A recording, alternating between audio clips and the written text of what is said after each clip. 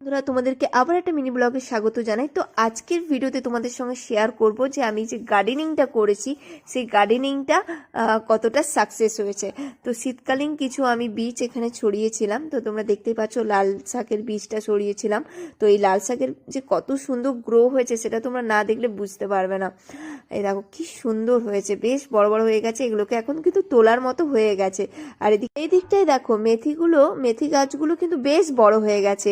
একই সাথে মেথি চাষ এবং মেথি গাছ আর হচ্ছে আমি লাল শাকের চারাগুলো মানে বীজগুলো ছড়িয়েছিলাম, বেশ সুন্দর বড় হয়ে গেছে। আর মানে এখনই এটাকে তুলে ফেলা যায়, আমি বাজারে তো দেখি মানে এই এক চাক্করের মতো মেথি গাছগুলোকেই ওরা তুলে বিক্রি করে।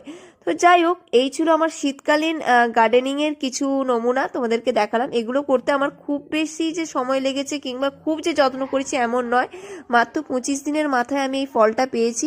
তো তোমরাও ট্রাই করতে পারো। ভিডিওগুলো যদি ভালো লাগে তাহলে সাবস্ক্রাইব